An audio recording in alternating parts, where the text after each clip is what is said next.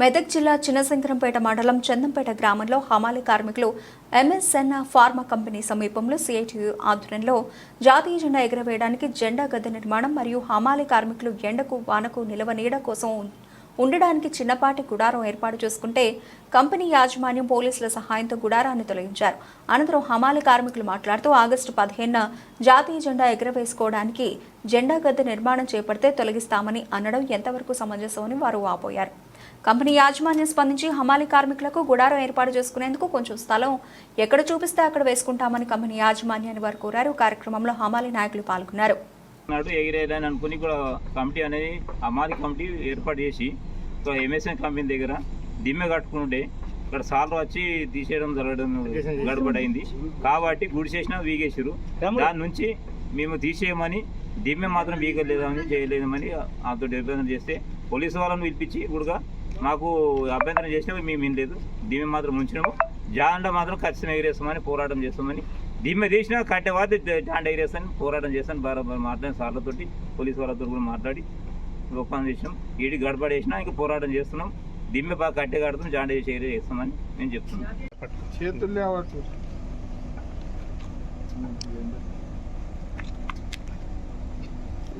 పెద్ద మనిషి కిందికి తీర్చాను, ముఖం కనిపించాలి. కిందికి ఇంకా జర అట్లా రైట్.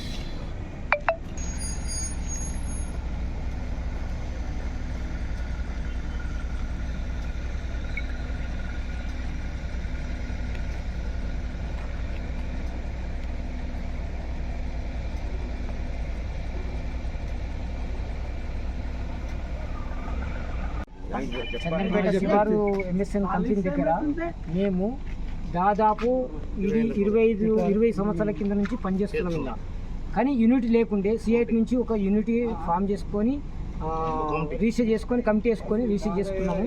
కానీ మరి ఈ అవకాశం వచ్చిందని చెప్పేసి జాతీయ జెండా ఎగిరేద్దామని ఆగస్టు 15కు జాతీయ జెండా ఎగిరేద్దామని మేము ఒక గుడిసేసుకొని ఇక్కడ ముంగత గద్దె కట్టుకొని ఎగిరేద్దామని ఆలోచన చేసుకొని గద్దె కట్టినాము అని కంపెనీ యాజమాన్యం మొత్తం వచ్చేసి గుడిసె పీకేసిర్రు. మరి పిఎస్ఓలు వచ్చి కూడా పీకేకపోతే బాగుండమని దారుణం చేస్తామని చెప్పేసి వాళ్ళు బెదిరించిపోయి మరి గద్దె ఉండకపోతే బాగుండదని హెచ్చరిస్తున్నారు. కానీ అది హెచ్చరిస్తే మా పానాలు తీసినట్టే అని చెప్పేసి మేము కూడా హెచ్చరించి అది చేసినాం. ద్వారా చాలా దూరంకు కట్టినాం. ఎందుకంటే స్టీల్ వస్తుంది, బొగ్గు వస్తుంది, ఇసుక వస్తుంది, ఇటుక వస్తుంది. ఆ ఇటుక పనులు అన్నీ వచ్చే ముందుకు స్థలం ఉండాలని చెప్పేసి ఇక్కడ కూసుంతానికి అవి కాల్ చేస్తాను కూసుంతానికి గుడి చేసుకున్నాము. ఆ గుడిసె గుడక పీకేసిరు వాళ్ళు.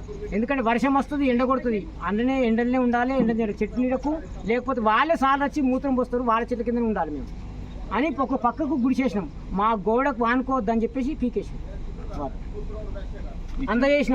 అందజేసినాకనే ఈ పని మొదలు పెట్టుకున్నాం మేము.